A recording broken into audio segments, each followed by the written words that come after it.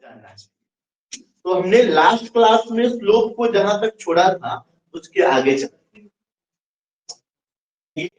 By axis हो गया, ठीक है। ये हमारा हमने एक लाइन खींचा, ये हमारा कोई लाइन L1 है जो कि एक्स एक्सिस के पैरेलल है। ये लाइन क्या है? एक्स एक्सिस के पैरेलल। मतलब क्या कि ये लाइन एक्स एक्सिस को नहीं मिल रहा है, और नहीं मिल रहा है तो थीटा नहीं बन रहा है, और नहीं बन रहा है मतलब 0 डिग्री। ठीक है। अब अगर ऐसे लाइन का हम स्लोप निकालें जो लाइन एक्स एक्सिस के पैरेलल है, अगर इस लाइन का स्लोप निकालें तो स्लोप का formula, slope m is equal to क्या हो जाए? tan थीटा होता है। यहां थीटा का मान कितना डिग्री है? 0 डिग्री। अब देखो बच्चों, tan थीटा का फॉर्मूला हम लोगों ने क्लास 10th में सीखा था, साइन थीटा बटे कॉस थीटा। जब tan 0 डिग्री होगा तो ये क्या बन जाएगा? साइन 0 डिग्री बटा कॉस 0।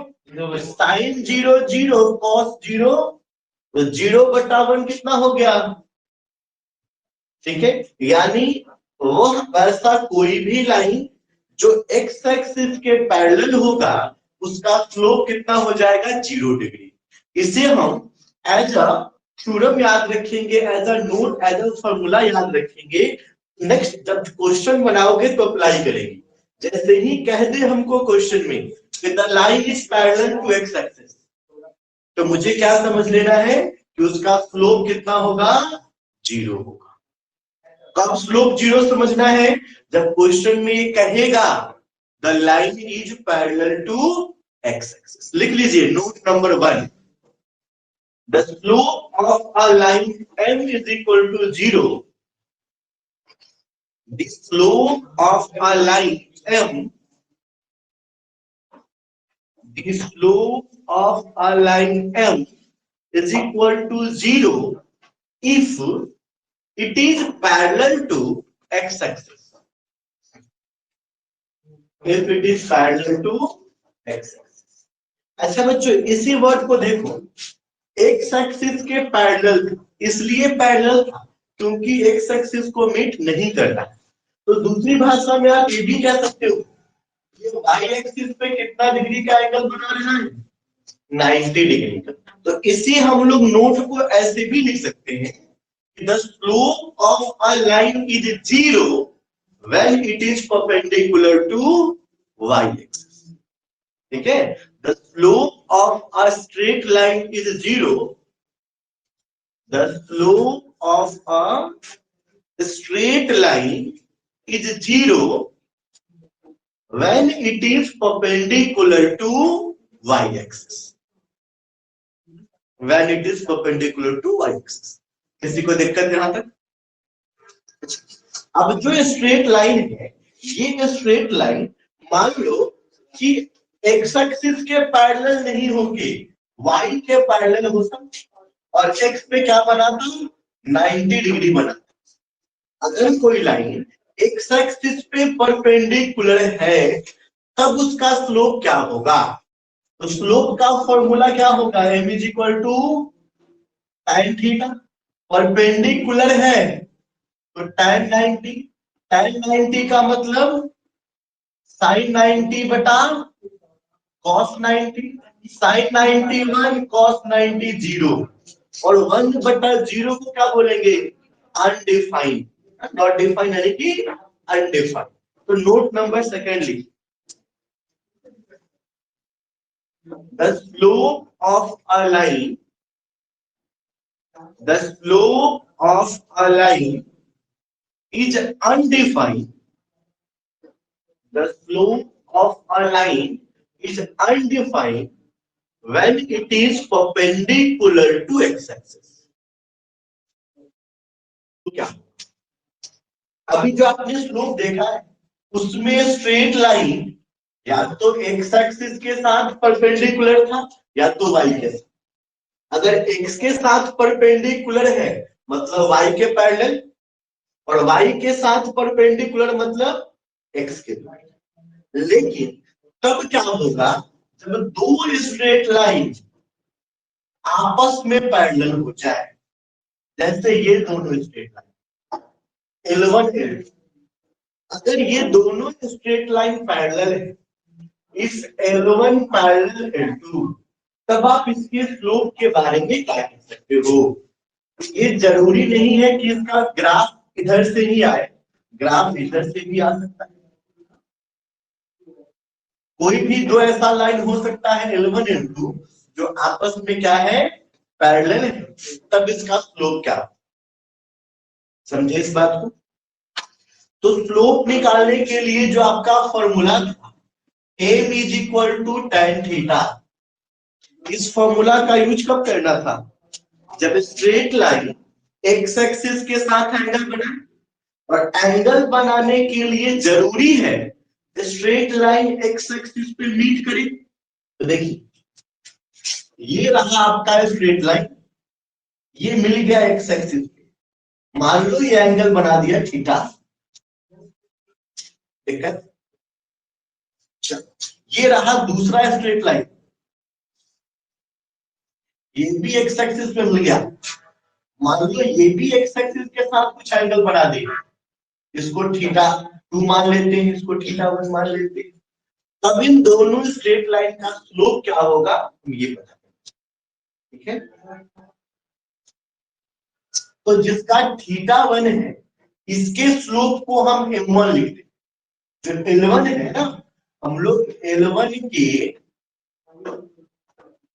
स्लोप को, L1 के स्लोप को क्या लिखते हैं m1, और L2 के स्लोप को, L2 के स्लोप को m2 लिखते हैं, ताकि नाम में राइटिंग हो जाए, L1 के लिए m1 और L2 के लिए, अच्छा थीटा भी देख लीजिए, L1 के लिए थीटा 1 सब 1 1 वाला नहीं, सब 2 2 वाला नहीं।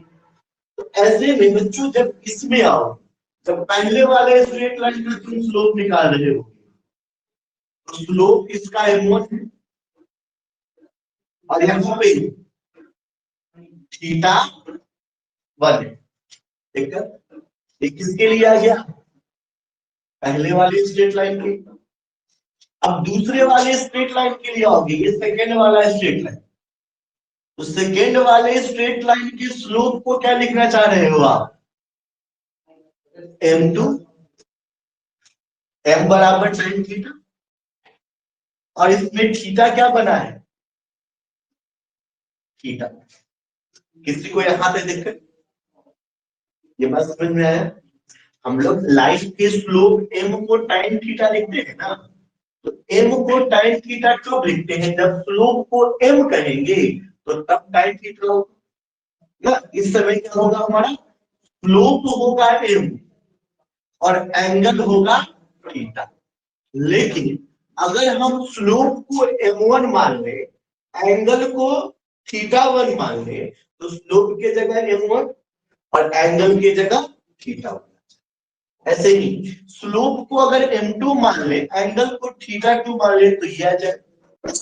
जैसा कि हमें मालूम है कि ये लाइन हमारा है L1 और L2, ये दोनों कैसा लाइन है, पैरेलल लाइन। तो एक बात ध्यान दीजिएगा, जब दो पैरेलल लाइन को कोई ट्रांसवर्सल काटता है, तो ये वाला एंगल इस वाले एंगल के क्या होता है, बराबर होता है। कौन से एंगल से, कॉरस्पॉन्डिंग एंगल। सेम चीज देखो, ये दोनों पैरेलल लाइन को ये ट्रांसवर्सल लाइन क्या कर रहा है, काट रहा है। तो जब ये ट्रांसवर्सल लाइन काट रहा है, तो ये वाला एंगल, एक एंगल छोड़ के इस एंगल के बराबर होगा। कौन से एंगल से, कॉरस्पॉन्डिंग एंगल से। तो आप ये कह सकते हो कि यहाँ पे थीटा 1 बराबर थीटा 2 है बाई कॉरस्पॉन्डिंग एंगल। अगर ये दोनों एंगल बराबर है, तो फिर दोनों के साथ टाइम लेने पे tan थीटा 1 बराबर tan थीटा 2 आ जाएगा। Taking tan theta both side, taking tan both side, तो tan थीटा 1 को क्या लिख सकते हैं हम लोग, M1 tan थीटा 2 को क्या लिख सकते हैं, M2। यही हमारा फॉर्मूला बना। क्या फॉर्मूला बन गया कि अगर दो लाइन पैरेलल है तो उनका स्लोप इक्वल होगा। एकदम ध्यान देना है, क्या ध्यान देना है, अगर दो स्ट्रेट लाइन पैरेलल है तो उनका स्लोप इक्वल होगा, सेम होगा, बराबर होगा। इस बात को एकदम हट जाइए कि अगर दो स्ट्रेट लाइन पैरेलल हो गया तो उनका स्लोप क्या होगा, इक्वल।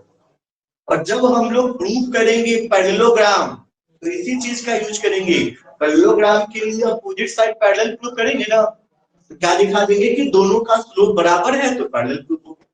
अभी आपने देखा कि जब दो स्ट्रेट लाइन पैरेलल हो जाता है तो उनका स्लोप आपस में इक्वल हो जाता है। अब देखते हैं कि अगर दो स्ट्रेट लाइन परपेंडिकुलर हो जाए, क्या हो जाए, परपेंडिकुलर, एक के ऊपर एक आ जाए, ऐसे 90 डिग्री के एंगल से आ गया, तो जब परपेंडिकुलर है तब इनका स्लोप कैसा, ठीक है। तो अभी हम लोग कंडीशन यही देखने जा रहे हैं, अगर दो स्ट्रेट लाइन एक दूसरे के क्या हो जाए, परपेंडिकुलर हो जाए, तब इनका स्लोप कैसा होगा। एक स्ट्रेट लाइन ये रहा हमारा और एक स्ट्रेट लाइन ये रहा, ये हो गया परपेंडिकुलर। ये पहला स्ट्रेट लाइन L1 है, ये दूसरा स्ट्रेट लाइन L2 है। तो पहले स्ट्रेट लाइन L1 के स्लोप को क्या बोलेंगे, L1 के स्लोप को M1, और दूसरे स्ट्रेट लाइन L2 के स्लोप को क्या समझना है, L2 के स्लोप को समझना है M2। परेशानी अब हुआ, L1 जो स्ट्रेट लाइन है ये एक्स एक्सिस पे मिलेगा तो कुछ एंगल बनाएगा, ये वाला एंगल को समझना है थीटा 1। L2 ई जो स्ट्रेट लाइन है, ई जब एक्स एक्सिस के साथ मिलेगा तो कुछ एंगल बनाएगा, इस एंगल को क्या समझना है, थीटा 2।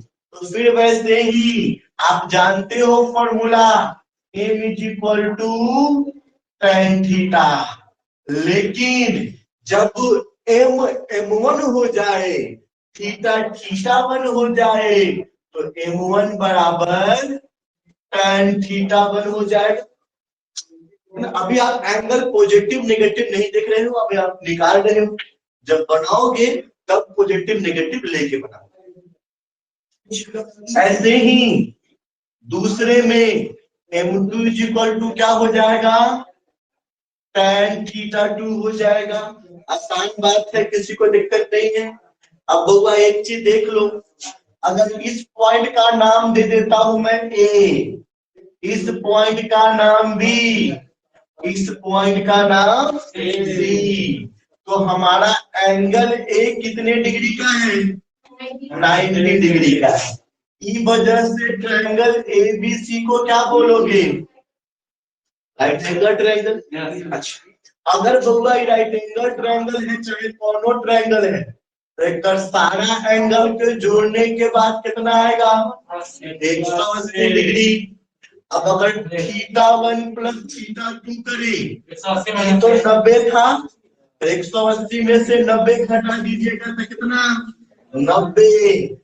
थीटा 1 को क्या लिख सकते हैं, 90 घटाओ थीटा 2 लिख सकते हैं, तो लिख दे इस चीज को।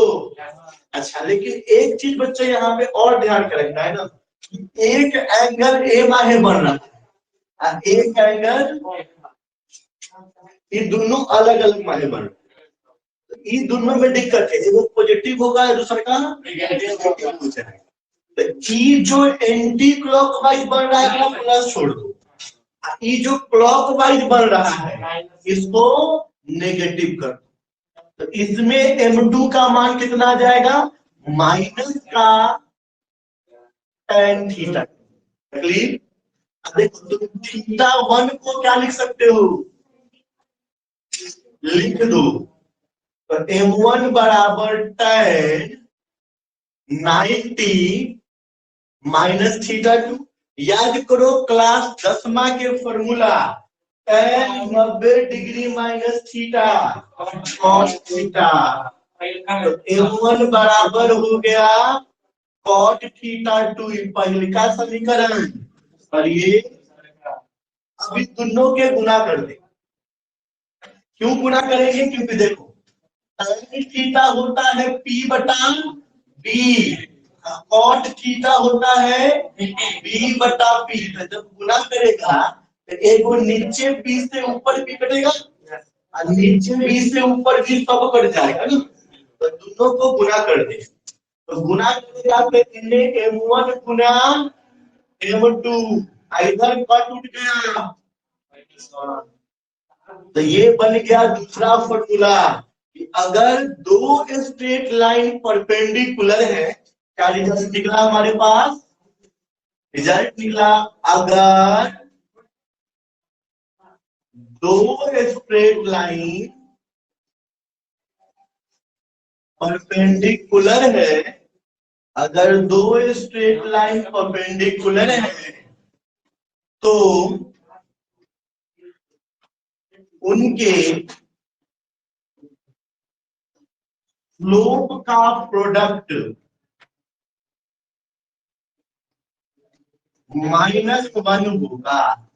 याद रखना है, दो स्ट्रेट लाइन पैरेलल है तब उनका स्लोप इक्वल था, और दो स्ट्रेट लाइन अगर परपेंडिकुलर हो गया तब उनके स्लोप का प्रोडक्ट -1।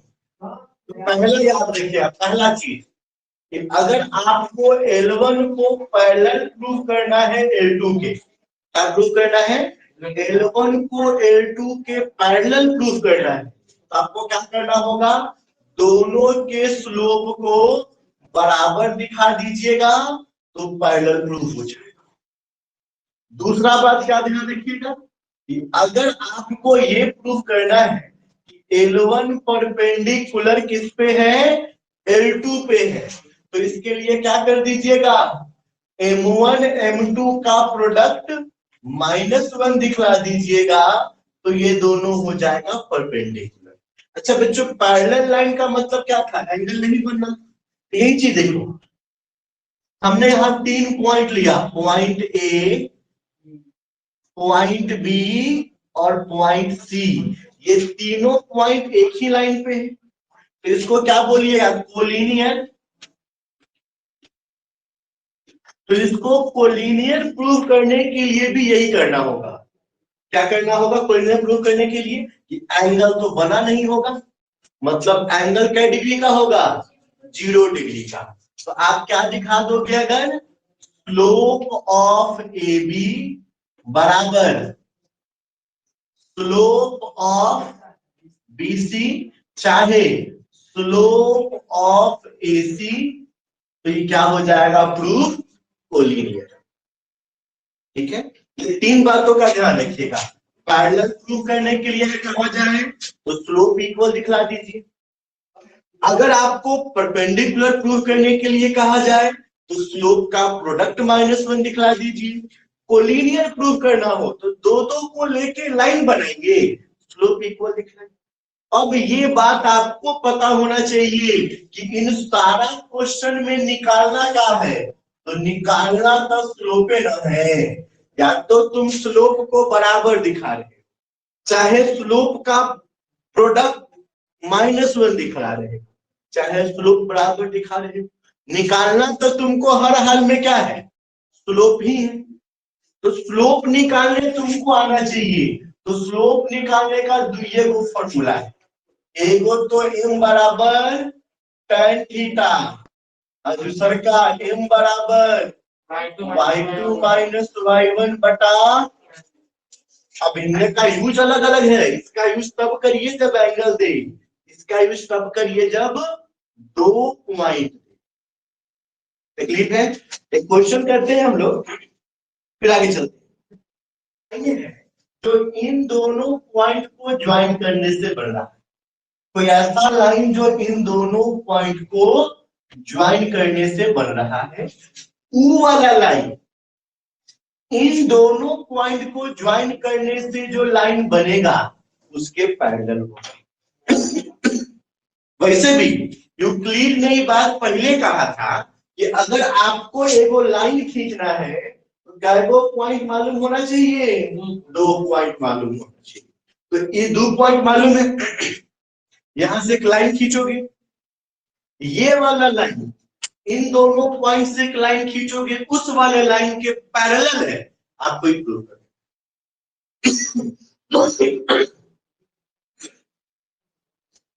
कैसे करोगे? तो आपको पैरेलल प्रूव करने के लिए क्या करना है, दोनों लाइन का स्लोप इक्वल दिखला देना है, ठीक है। तो आप निकालोगे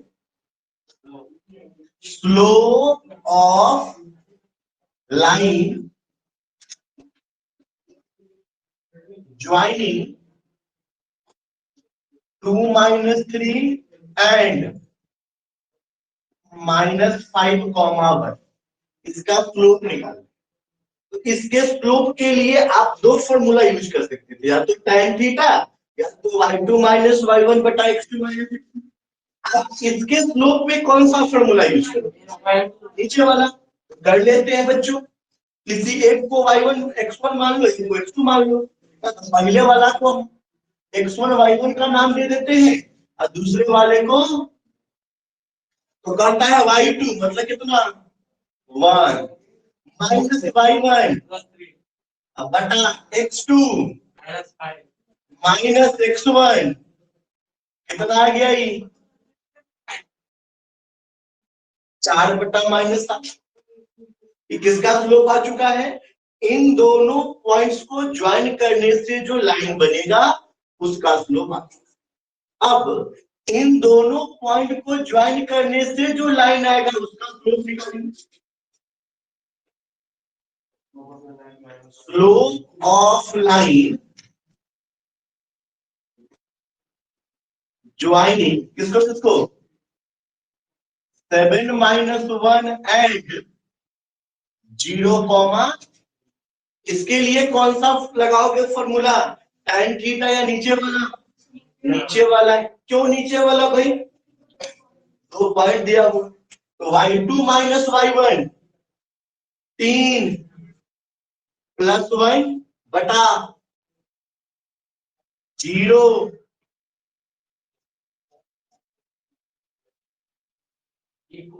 ठीक है। इसके स्लोप का नाम दे देते m1, इसके स्लोप का नाम देते m2, तो लास्ट में मिल गया m1 = m2।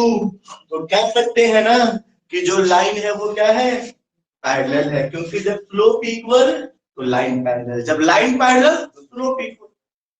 समझ में आया।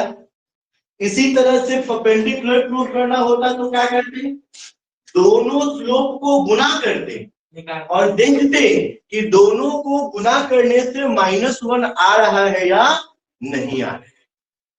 आपके पास एक ट्रायंगल है, आप इस ट्रायंगल के किसी भी 2 साइड के मिड पॉइंट को, किसी भी 2 साइड के मिड पॉइंट को ज्वाइन करिएगा तो वो थर्ड साइड के पैरेलल होगा। इसी को बोलते हैं मिड पॉइंट थ्योरम। अभी हमको यही प्रूव करना है, ठीक है। क्वेश्चन लिखिए, prove that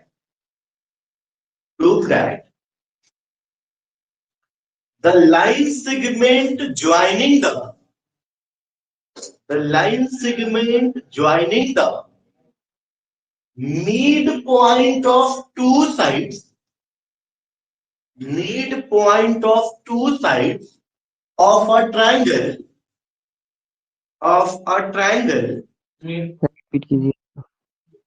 the line joining midpoint of two sides of a triangle is parallel to third side, is parallel to third side. Sir एक बार और, the line joining midpoint of two sides of a triangle is parallel to third side। ये proof करना है हमें कि अगर आप एक ट्रायंगल में दो साइड के मिड पॉइंट को ज्वाइन करिएगा तो वो थर्ड साइड के पैरेलल। हम लोग इस पॉइंट को डी बोलते हैं, इस पॉइंट को ई बोलते हैं, यानी कि डी जो हमारा है वो ए बी का मिड पॉइंट है और ई जो है वो ए सी का मिड पॉइंट है। तो लिखते हैं let A B C be a triangle.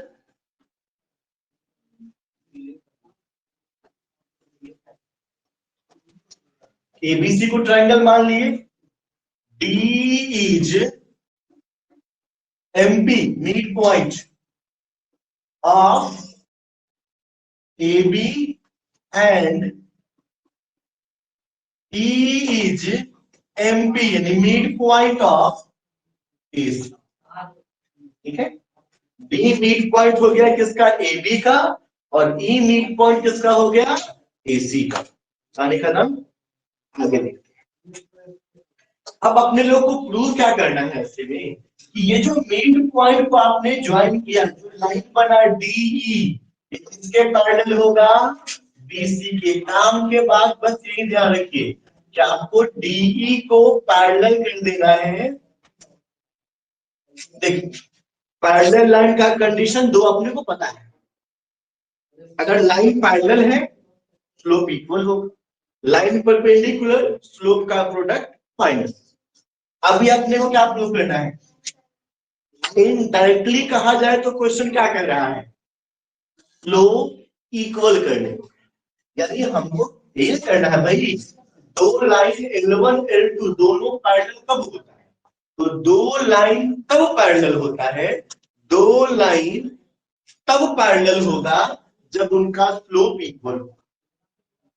अपने को दो लाइन को पैरेलल करना है, मतलब इसके स्लोप को इक्वल करते हैं।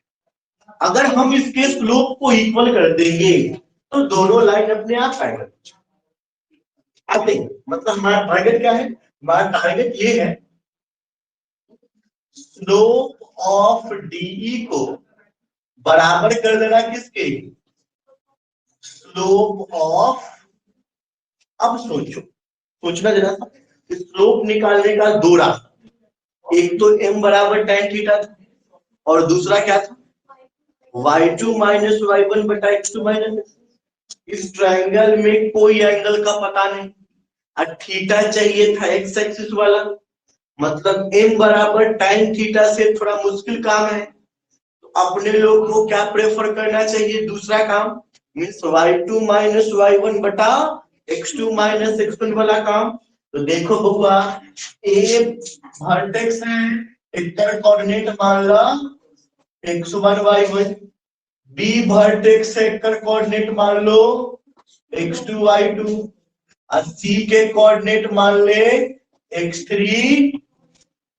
तुमको क्या निकालना था जी, स्लोप ऑफ BC। अब देखो BC के स्लोप निकालने के लिए कौन सा फॉर्मूला यूज कर सकते हो, y3 minus y2, slope of BC formula use करोगे y2 माइनस y1 बटा x2 माइनस ना।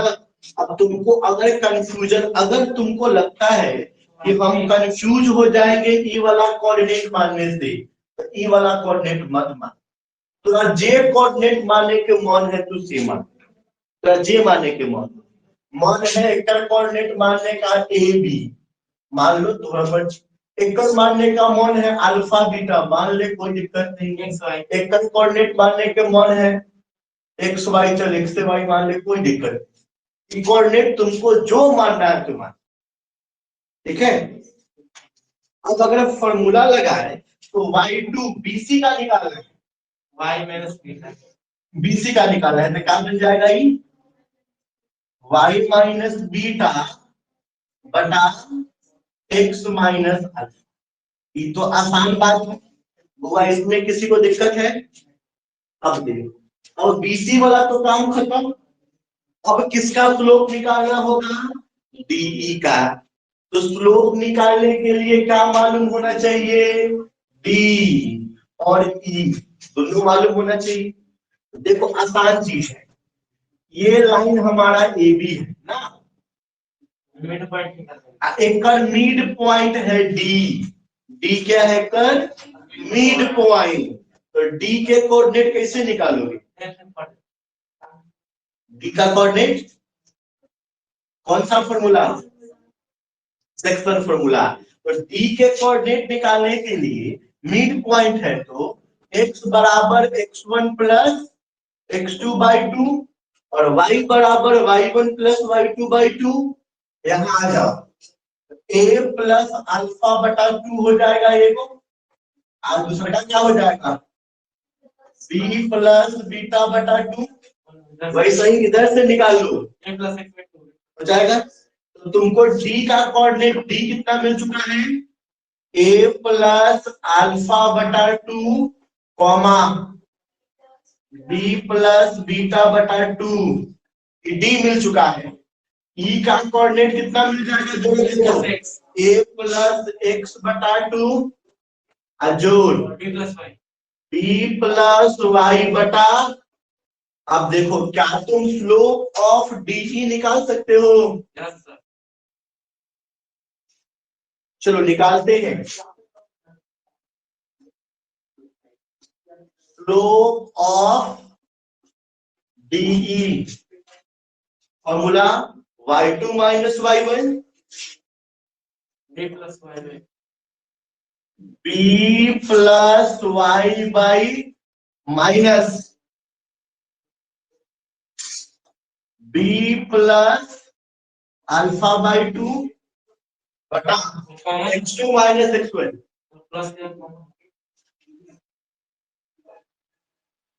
x2 माइनस x1 मतलब a plus x by 2 minus a plus, कोई दिक्कत? अब सॉल्व कर दीजिए आप इसको, ठीक है? इसको क्या कर दीजिए, सॉल्व कर दीजिए और सॉल्व कर देने के बाद आपको इसका आंसर मिल जाएगा। लघुत्तम दोनों का 2 हो जाए, नीचे 2 से 2 कट जाएगा, यहाँ प्लस का भी माइनस का भी कटेगा, प्लस का एक माइनस क्या बच जाएगा y माइनस बीटा बटा x माइनस अल्फा। तो स्लोप ऑफ डी मिल चुका है y माइनस बीटा बटा x माइनस अल्फा और स्लोप ऑफ बीसी भी मिल चुका था। यानी इन आपने देख लिया है कि स्लोप ऑफ बीसी जो है वो किसके इक्वल है? स्लोप ऑफ डीई के। इसका मतलब क्या हो गया? पैरेलल है, प्रूव हो गया। ये हमारे पास क्वेश्चन है। क्वेश्चन कहता है find the slope of a line which makes an angle of 30 degree. ठीक है, हमको क्या करना है? तो हमें एक स्ट्रेट लाइन का स्लोप निकालना है जो एंगल बनाना है। तो स्लोप एम का 2 फॉर्मूला आप जानते हो, एक जब एंगल दिया और दूसरा जब 2 पासिंग पॉइंट दिया। तो आपको ये क्वेश्चन को देख करके ये तो समझ आ ही गया होगा कि इस क्वेश्चन में कौन सा फॉर्मूला लगने वाला है, एंगल वाला या पासिंग। क्या दिया है क्वेश्चन में आपको? which makes an angle of 30 degree ना, which makes an angle of 30 degree। यानी स्ट्रेट लाइन जो है वो कितने डिग्री का एंगल बना रहा है? 30 डिग्री। तो कुल मिला के कहिए तो क्या दिया आपको? एंगल दिया। तो जब एंगल दिया तो स्लोप का फॉर्मूला क्या होता है? m is equal to tan theta. लेकिन रुको अभी, कि थीटा जो एंगल होना चाहिए वो कैसा एंगल होना चाहिए? एक्स एक्सिस के साथ जो एंगल बना है वो होना चाहिए। इस क्वेश्चन में देखो, इस क्वेश्चन में कहता है with the positive direction of y axis. ये 30 डिग्री का एंगल तो बनाया है स्ट्रेट लाइन, लेकिन एक्स एक्सिस के साथ नहीं, वाई एक्सिस के साथ बना है।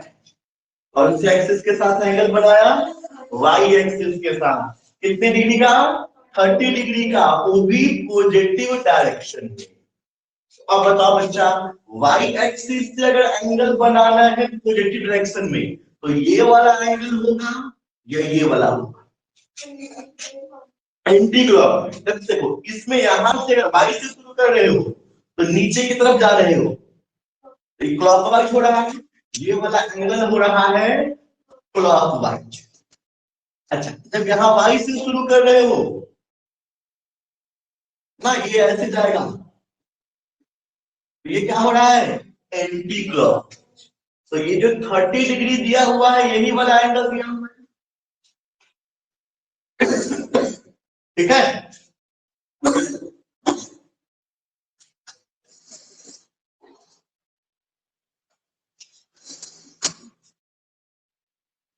ये जो 30 डिग्री का एंगल दिया हुआ है, यही वाला एंगल दिया हुआ है, ये वाई एक्सिस के साथ। और आपको कौन सा चाहिए था?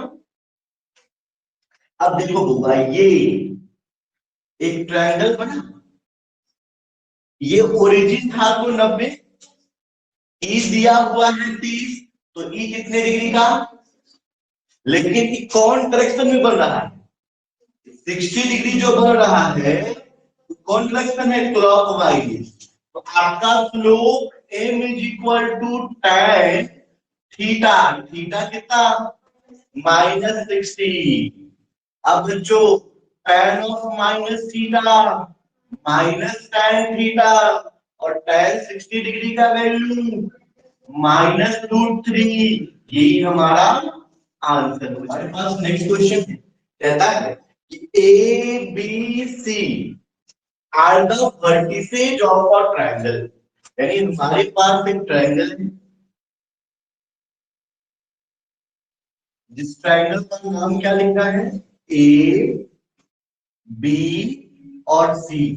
अब इस ट्रायंगल का जो वर्टिसेज है, वर्टिसेज ए बी और सी, इसमें ए वर्टेक्स है 3,4, वर्टेक्स बी है -3,0 और सी है 7, -4।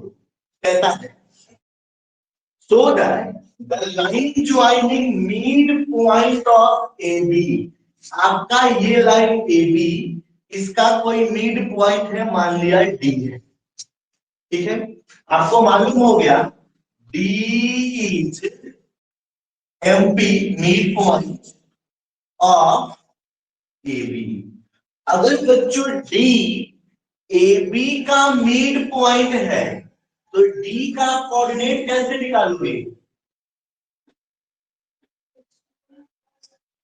Coordinate of D x1 plus x2 by 2। देखो x1 कितना है? 3, अब प्लस x2 कितना? -3, अब बाई 2 कितना आ जाएगा? 0। तो ये हो गया 0। ऐसे ही y निकालोगे, y1 plus y2 by 2, 4 plus 0 मतलब 4 बाई 2 कितना आ गया? 2।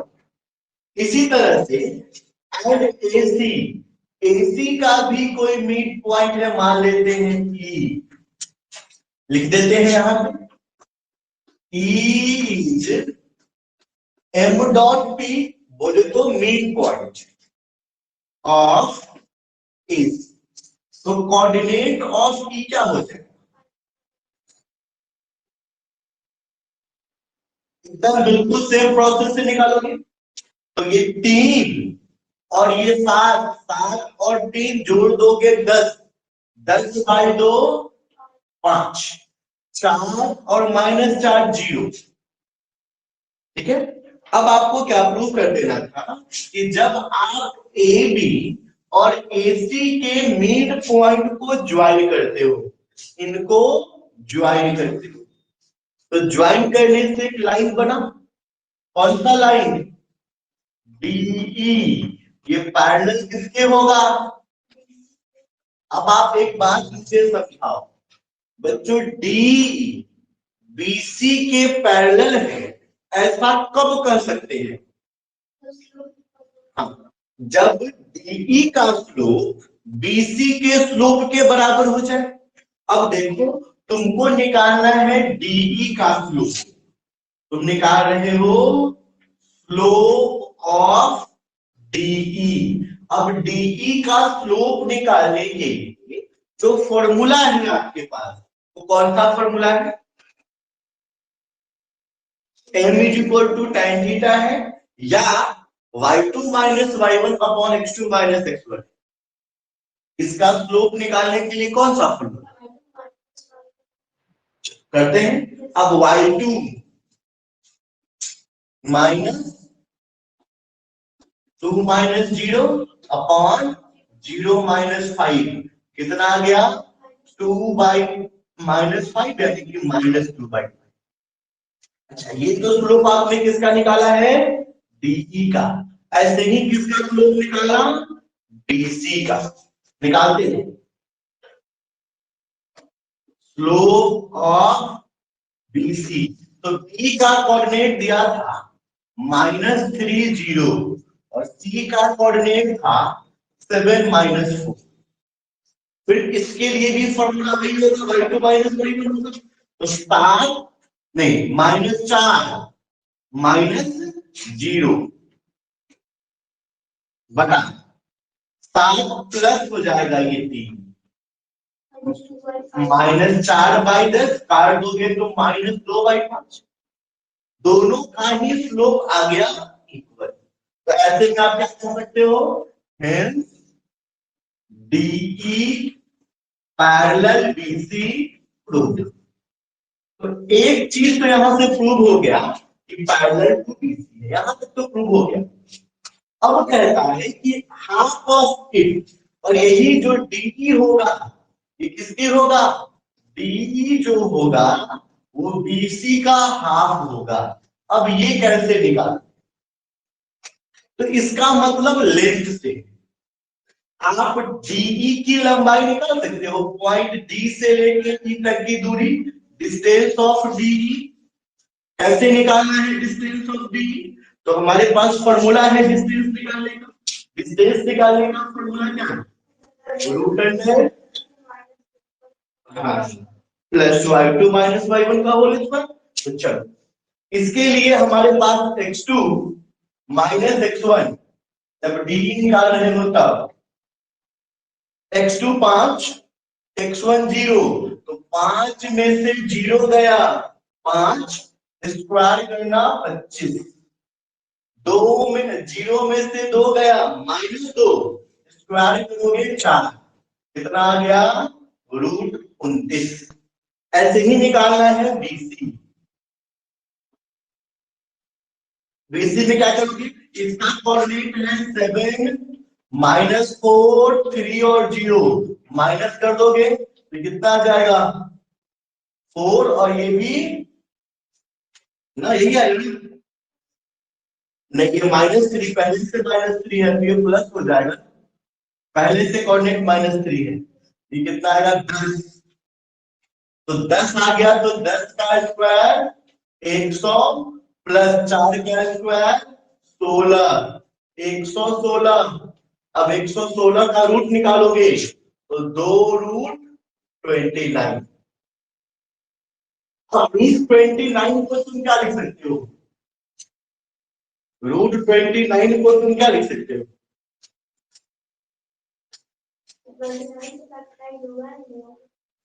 इसको ये लिख सकते हो ना, डीई, क्योंकि डीई का वैल्यू ही √29 आया है।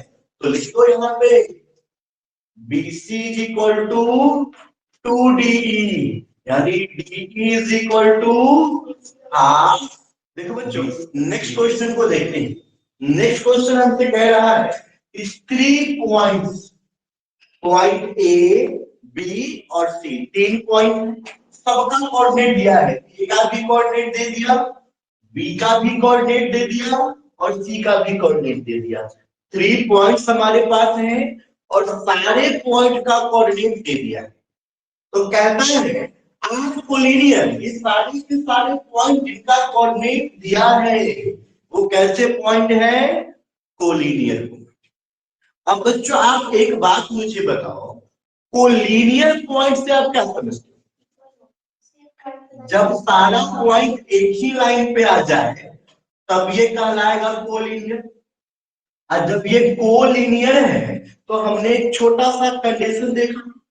कंडीशन क्या देखा था कि ऐसा तभी होगा जब स्लोप ऑफ ए बी बराबर होगा स्लोप ऑफ BC और बराबर होगा किसके? Slope of AC। यही कहा हमने ना कि 3 पॉइंट तभी कोलिनियर हो सकते हैं बच्चों जब इन तीनों पॉइंट से जो भी लाइन बनेगा उनका स्लोप इक्वल होगा। तो इन तीनों पॉइंट्स में पहले AB से लाइन बना AB, तो AB का स्लोप, फिर BC से बनाए तो BC का स्लोप, और फिर AC से बनाए तो AC का स्लोप। अच्छा 3 पॉइंट से कितने लाइन बनेंगे ना, ये हम लोग पढ़ेंगे परमुटेशन चैप्टर। ठीक है, परमुटेशन और कॉम्बिनेशन जो चैप्टर है उस चैप्टर में हम लोग ये देखेंगे कि 3 पॉइंट से कितना ही लाइन पास करेगा, या अगर हम 4 पॉइंट से ट्रायंगल बनाना चाहें तो 4 पॉइंट से कितने ट्रायंगल को बनाना। फिलहाल अभी आपको क्या निकालना होगा? स्लोप ऑफ AB निकालना। मीन्स सारा खेल स्लोप का है। अब तुम दिमाग लगाओ कि तुम AB का स्लोप कैसे निकालोगे। पहले तो कोऑर्डिनेट लिख देते हैं, x1 y1 x2 y2 x1। अगर AB का स्लोप निकालना है इस दोनों के बीच तो दो पासिंग पॉइंट दिया है, A का भी कोऑर्डिनेट मालूम है B का भी कोऑर्डिनेट मालूम है, यानी क्या मालूम है आपको? Passing point. और जब पासिंग पॉइंट मालूम हो तब स्लोप कैसे निकालोगे? y2 minus y1।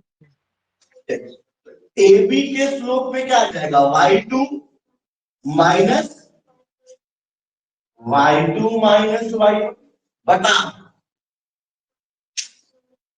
x2 minus x1 बराबर।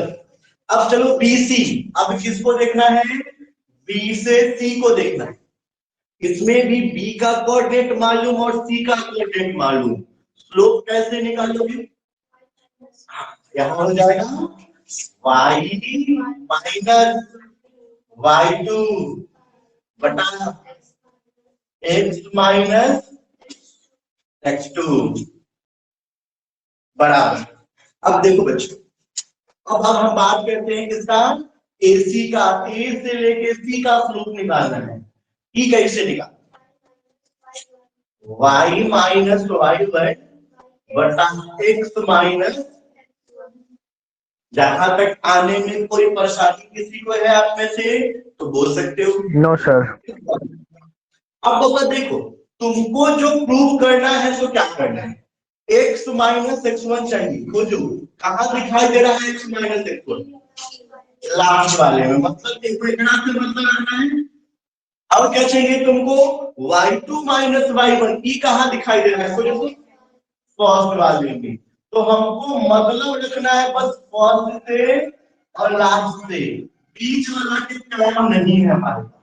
तो y2 minus y1 upon x2 minus x1 is equal to y minus y1 upon x minus, यहां भी तुम कैंची गुना करो, क्रॉस मल्टीप्लाई तिरछी गुना, तो तुमको क्या मिलेगा? क्या मिल जाएगा? x माइनस x1 गुना y2 माइनस y1 बराबर यहां जाएगा तो y माइनस y1 गुना x2 माइनस x1। और देखो तो क्या प्रूव करना था आपको? Angle between two straight line, angle between two straight line. ये फॉर्मूला अच्छा फॉर्मूला है। इस फॉर्मूला का यूज हम लोग क्लास 12 में भी करेंगे। ठीक है, तो angle between two straight line क्या है दिखलाता हूं मैं आपको। लेकिन इसको देखने से पहले एक फॉर्मूला हमको देखना होगा जो ट्रिग्नोमेट्री का है। फॉर्मूला ये लिखना होगा कि tan a प्लस बी का tan a प्लस बी का क्या formula, tan a plus tan b और बटा 1 minus tan a tan b। इस फॉर्मूला का हम यूज करेंगे इस डेरिवेशन में, तो ये फॉर्मूला याद। अच्छा, इसी फॉर्मूला में अगर देखना होता माइनस का, तो यहाँ माइनस कर देता मैं और यहाँ प्लस। ठीक है, तो अभी हम लोग क्या निकालने जा रहे हैं कि दो स्ट्रेट लाइन अगर है तो उन दोनों स्ट्रेट लाइन के बीच का एंगल कितना है, ये कैसे निकाला जाए।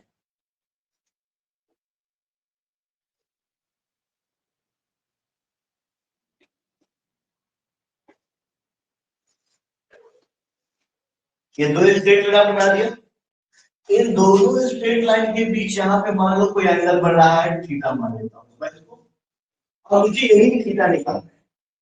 ये दोनों अगर दो स्ट्रेट लाइन एक दूसरे को कट कर रहा है, काट रहा है, तो कितने डिग्री के एंगल से काट रहा है ये निकालना है, इसकी बात समझ गए। आपके मन में एक डाउट होगा कि सर काटेगा तो ये वाला एंगल तो इसके बराबर हो जाएगा वर्टिकल या पूरी एंगल से, तो ई वाला एंगल तो नहीं काट सकते हैं। तो जो काटने का मतलब हम लोग हमेशा बात करेंगे छोटा वाला एंगल। अगर दो एंगल है तो या तो ये दोनों बराबर तब होगा जब 90 डिग्री होगा, तो 90 डिग्री तो बात कर चुके हैं। अब हम लोग क्या बात करेंगे, छोटे वाले एंगल, एक्यूट एंगल का। तो इसमें अगर मान लीजिए कि एंगल तो ये भी है, ये वाला एंगल भी इन्हीं दोनों स्ट्रेट लाइन के बीच का है और ये वाला एंगल भी इन्हीं दोनों स्ट्रेट लाइन के बीच का है, लेकिन इसमें हमने एक एंगल को जिसको 90 से छोटा एक्यूट एंगल बनाया है, हम उसकी बात करेंगे हमेशा। ठीक है, ऑब्ट्यूज वाले का बात नहीं है। फिर से अगर देखिए, यहाँ जो कटा है वहां पॉइंट ए है, ई वाला पॉइंट बी है और ई वाला पॉइंट सी, तो एक ट्रायंगल बना। आपको ये बात मालूम है कि ट्रायंगल का अगर तीनों एंगल जोड़ दिया जाए तो 180 डिग्री के बराबर हो जाता है ना। अच्छा, आपको ये भी मालूम है कि किसी भी ट्रायंगल में एक जो एक्सटीरियर एंगल होता है, ये टू अपोजिट इंटीरियर एंगल के सम के बराबर, पता है। ये वाला स्ट्रेट लाइन इसको L1 कहते हैं, मैं L1 की बात कर रहा हूं। ये वाला स्ट्रेट लाइन एक्स एक्सिस के साथ कुछ एंगल बना रहा है, एंटी क्लॉकवाइज या क्लॉकवाइज है, ये प्लस होगा, इसको θ1 मान लिया। इस लाइन को हम बोलते हैं लाइन L2, तो L2 भी एक्स एक्सिस के साथ एंटी क्लॉकवाइज में कुछ एंगल बना रहा होगा। इस L2 का है जिसको क्या मान लेते हैं, थीटा। ठीक है, लाइन L1 के स्लोप को क्या लिखिएगा, L1 के स्लोप को लिखिएगा M1 जैसा कि पहले भी लिखे हैं, और L2 के स्लोप को क्या लिखिएगा, L2 के स्लोप को M2 जैसा पहले लिखे हैं। अब देखो, ये जो θ2 एंगल बना है इस वाले ट्रायंगल के बाहर बना है, मतलब इस वाले ट्रायंगल के लिए ये एंगल बाह्य एंगल, एक्सटीरियर एंगल। तो ट्रायंगल का जो एक्सटीरियर एंगल बाह्य कोण होता है वो दो अंतः एकांतर कोण के सम के बराबर होता है, यानी टू अपोजिट इंटीरियर एंगल के सम के बराबर होता है। ये तो बात जानते हैं बच्चों, जानते हो ना, दिक्कत नहीं है इसमें। अच्छा, यहां से अगर हम चाहें तो θ2 बराबर क्या लिख सकते हैं, θ1 प्लस थीटा, हमको तो थीटा निकाल रहा था, तो थीटा बराबर क्या हो जाएगा, θ2 माइनस θ1 आ जाएगा। अब दोनों बगल लेते हैं tan, taking tan both side. अगर टेकिंग tan बोथ साइड करेंगे तो ये tan थीटा, ठीक है। इधर क्या हो जाएगा, tan θ2 माइनस θ1। अब ये जो अभी हमने फॉर्मूला लिखा था tan a प्लस बी और tan a माइनस बी का यूज करेंगे। अगर यूज करें तो क्या बनेगा, tan थीटा बराबर tan θ2 tan a माइनस दूसरा वाला बी tan θ1 बटा 1 प्लस tan θ1 इंटू tan θ2। ठीक, अब देखो ये जो स्लोप होगा पहले लाइन का स्लोप, किसका स्लोप θ2 है, तो इसमें m2 बराबर क्या आएगा, tan θ2 आएगा। मतलब tan θ2 के जगह हम क्या लिख सकते हैं, m2 लिख सकते हैं। और ये जो m1 है इसमें m1 बराबर क्या आएगा, tan θ1 आएगा पहले वाला लाइन का स्लोप के लिए। तो tan θ1 के जगह क्या लिख सकते हैं, m1 लिख सकते हैं। लिख दो tan थीटा बराबर tan θ2 m2 माइनस m1 बटा 1 प्लस m1 m2। ठीक है, तो ये हमारा क्या हो गया, दो स्ट्रेट लाइन के बीच का एंगल हो गया। दो स्ट्रेट लाइन के बीच का एंगल tan थीटा का फॉर्मूला हो गया m2 माइनस m1 बटा 1 प्लस m1। अच्छा, ये आप हमेशा ये जो एंगल होगा ये तो 90 डिग्री से बड़ा नहीं हो सकता है, क्योंकि ट्रायंगल से ये राइट एंगल होता है तो हम जानते हैं कंडीशन, उससे छोटा का लिए। तो अगर छोटा है, अगर एंगल 90 डिग्री से छोटा है तो कौन पार्ट लेंगे, तो फर्स्ट क्वाड्रेंट में तो हरदम प्लस रहेगा, और ये हरदम प्लस में है, हरदम प्लस में रह रहा है। इसी वजह से इसको और अच्छे से बढ़ाने के लिए, प्रॉपर फॉर्मूला कहने के लिए, क्योंकि हरदम प्लस में है, हम ये यूज करते हैं tan थीटा बराबर हरदम प्लस मोड। हरदम प्लस के लिए क्या, मोड m2 माइनस m1 बटा 1 प्लस m1 m2। तकलीफ फिर से एक बात कहूंगा कि ये आप माने हैं इसको L1 इसको L2, मानने वाला उल्टा मान सकता, तो जब उल्टा मानता तो फॉर्मूला में यहाँ क्या हो जाता, m1 माइनस m2 हो जाता, बाकी सब वही रह जाता। तो m1 माइनस m2 भी हो सकता है, m2 माइनस m1 भी हो सकता है। तकलीफ नोट करें।